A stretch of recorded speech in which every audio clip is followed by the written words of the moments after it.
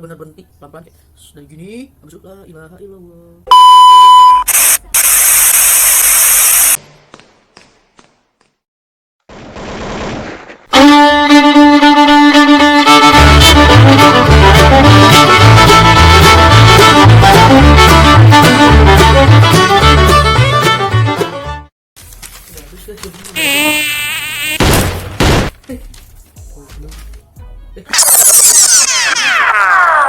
Part 2 yang bisa gue baca aja, suruh baca mama bapak gue aja baca itu bener-bener artinya kagak ada artinya tuh manusia, buset dah bener-bener kayak nasi aking digoyang aja gitu dah, nggak ada artinya tuh nasi tuh yang gue suka. Bener-bener Allah maha besar banget, maha dahsyat banget gitu tuh, hidup di tempat Allah kapan aja bisa terjadi apapun, baik itu baik atau buruk, saudara-saudara. Jangan sombong udah haji. Siapa yang pengen haji nggak dong? Sholat makanya. Terus yang bikin merinding ada beberapa atau satu berapa deh kayaknya, mungkin satu lama-lama kayak ngikut kali ya. Om-om yang gam itu buset langsung memandangin azan. Akhirnya rame-rame kita azan ngikut, lama-lama tuh di lapangan buset itu merinding bener udah. Gua anak kecil aja maksudnya bisa ngerasain yang mencekam itu tuh parah. Terus kerennya lagi, Allah maha besar banget, Allahu Akbar banget, gak tahu lagi lafaz terakhir la ilaha illallah ya, berhenti gempanya, sumpah demi Allah demi Rasulullah, gue masih inget banget ya. Dari gini habis itu la ilaha illallah parah. Udah berhenti nih gempanya, udah akhirnya kembalilah kita aktivitas masing-masing nih. Kita di rumah cerita-cerita, ada orang juga yang ngebantu di rumah gua tapi dia pulang pergi. Ternyata pagi itu dia tuh udah jalan ke rumah gua naik angkot, namanya labi-labi kalau nggak salah di Aceh tuh angkot. Nah pas di jalan dia juga berhenti kayak gitu, dia pokoknya masih cerita ketawa-ketawa lah, nggak bakal tahu tuh kita tuh bakal tsunami gitu kalau misal gempanya separah itu gitu. Karena kan kita di Indonesia bukan negara yang gempa kan, kayak Jepang mungkin dia udah tahu kalau gempanya segitu gede tuh akan mengakibatkan gelombang dari laut kan. Ini cerita tuh ya di jalan goyang apalah segala macam, lucu-lucuan lah karena kita sampai udah nyampe situ kan rumah. Gue ceritanya, gue hampir lupa ceritanya dari mana ke mana nih yang banyaknya. Nah, udah habis tuh, udah habis. Ini ya bos. Goblok. Udah cerita baru segini kali ya. 2000 years later. Baru segini ceritanya.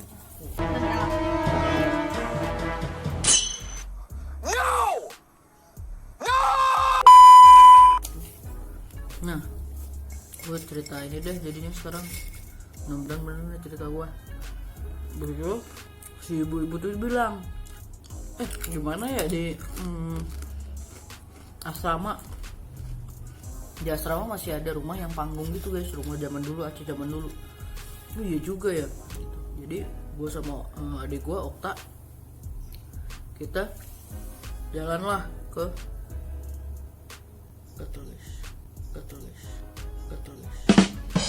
jalan ke asrama itu.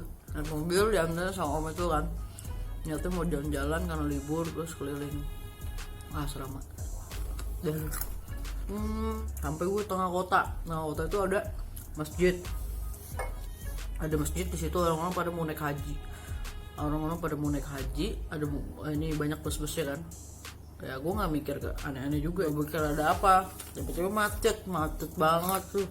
Kota yang kagak pernah macet, masih kecil ya macet. Aku ada orang lari tuh, itu dari laut deh kayaknya tuh orang-orang. Iyalah, dia bilang air naik.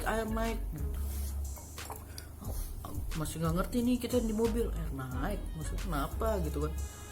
Lagi ada orang rame itu banyak ke orang ini. Nah dari tengah kota itu gue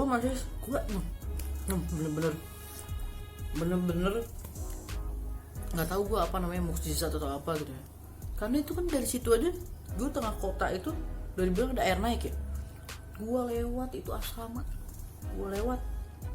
sempet lewat masalahnya kan bingung ya jadinya, air naik dari mana tapi gue lewat asrama tapi nggak ada apa-apa, sumpah. Ya iyalah kalau kejadian gue nggak tahu di mana ya asrama, tapi itu bener kejadiannya. Apa gue ke asrama juga ya, nggak mungkin. Pokoknya dia gue udah lewat asrama dan nggak ada apa-apa, bangunan tuh hancur tapi ada masjid satu yang tetap utuh tuh, masjid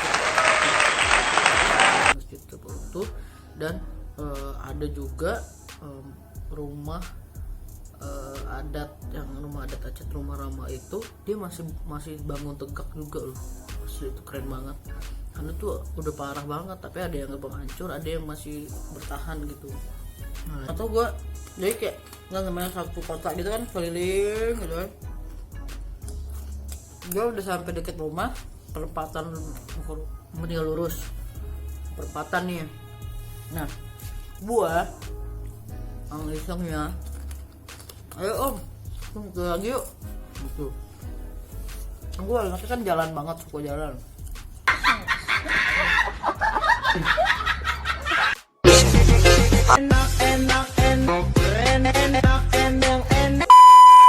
Jadi kayak masih cepet amat gitu. Tiba-tiba dari depan kan perempatan nih, ada om-om yang dari kantor naik motor, woi gitu, pulang. Hah? Apa nih om teriak gitu. Ngomong ke om supir gue, pulang kalian dicari bapak gitu. Dia jangan kesana lagi, air naik gitu. Buset, panik kalau kita, panik kalau gue nggak jadi, jauh langsung pulang aja, pulang. Pulang. Pas gue nyampe itu udah ada ditemuin mayat bayi. Katanya nyokap gue pas kita lagi keliling tuh ada ibu-ibu bawa bayi, dan bayinya itu udah bener-bener hitam, udah bener-bener kena lumpur laut lah yang di dalam itu. Terus abis itu apa namanya, bawa bayi itu dengan keadaan udah meninggal guys, udah meninggal tuh. Gimana mak gue kagak ketar-ketir ya. Terus ibu-ibu itu bilang, kata mak gue gitu sih, ibu ayo bu kita pulang, ayo pergi kita ke Medan bu, jangan di sini lagi bu gitu kan. Anak saya sudah meninggal bu. Lah mak gue juga kaget ya, anak gue juga belum pulang 2 gitu kan. Wah mak gue tuh lemas gitu kan, katanya pingsan apa segala macam. Terus bapak gue yang namanya tentara ya, dan disalahin tetap aja om supir gue, pada kita mainin jalan gitu. Terus kita datang, bokap gue marah-marahin si om supir itu, kasian ya, padahal bukan salah dia juga gak tahu tsunami. Akhirnya gue sama keluarga, bokap kan udah pasti harus di situ ya, nggak mungkin bokap bisa pergi dalam keadaan kayak gitu, karena kan istilahnya masih penjabat di situ. Jadi gue menyokap segala sama adek gue udah beresin baju-baju segala macam tuh ke mobil untuk pergi ke Medan gitu. Cuman gak langsung, jadi gue juga lihat juga tuh jenazah diangkut pakai mobil tank tentara. Jadi tank tentara, nah itu dipakai buat ngambil jenazah. Gue tuh sampai malam, sampai jam berapa apa segala macam ditemuin jenazah gitu kan. Jadi samping rumah gue itu ada musola, masjid kecil lah, bukan musola ya, masjid kecil, terus sama ada aula gitu. Aula itu bisa jadi ada dia di kamarnya kan kayak ada tempat mes kalau ada tamu-tamu datang. Terus tengah tuh lapangannya bisa jadi lapangan badminton. Aula itu juga bisa. Di situ tuh tumpuk, pusat dah, kagak ada harga hebat manusia, bener kayak ikan di pasar kali, bener-bener tuh jenazah. Set. itu bener-bener di situ dimandiin sebisa mungkin kan, kalau nggak salah ya sebisa mungkin, karena dia ada juga yang udah dimandiin tuh kayak kelopek gitu guys, jadi kayak mungkin mandinya sekedarnya sebisanya supaya jenazahnya juga nggak terlalu hancur atau. Jadi lama-lama tuh di tengah lapangan gua yang tadi gua bilang lapangan gede yang kita ngumpul pas gempa itu tuh dijadiin tenda tentara gitu buat pengungsi.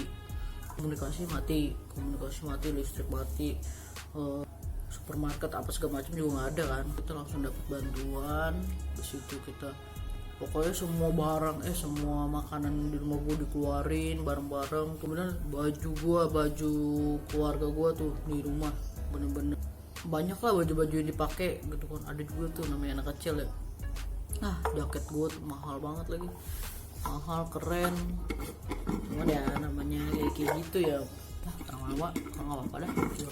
Jadi dipakai juga bener-bener makan ini, itu enak banget guys. Kalian kalau misalnya ada anak tentara atau yang pernah makan nasi tentara itu enak banget. Buat kalau nggak salah dikasih buat tentara yang perang atau tentara yang di hutan, jadi kan mereka pasti butuh tenaga, butuh makanan bergizi lah. Itu cuma dengan segitu tuh gizinya tinggi banget. Atau bokap gue pernah cerita itu enak banget dah.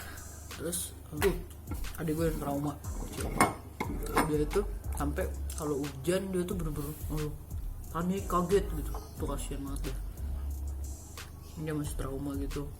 Ada hujan dikit mah gempa ya gitu, kasihan deh.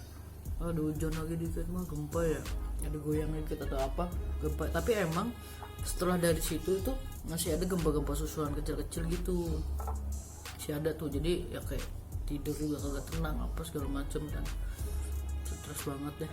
Jadi ada yang cerita-cerita gitu kan, cerita-cerita jenazahnya itu ada yang gini. Itu awalnya kalau nggak salah kakak itu kuliah di Palembang, jadi nggak tahu kenapa dia pulang kan tsunami. Jadi tuh mayatnya itu dia lagi masih tidur kan pagi-pagi, ya mayatnya itu masih ke belit sama selimut guys. Tuh mayat itu mungkin pas air datang nggak, jadi kayak masih selimutan gitu mayatnya. Terus habis itu ada anaknya, anak buah bokap gua, dia itu anaknya cuma satu cewek, dia masih kecil.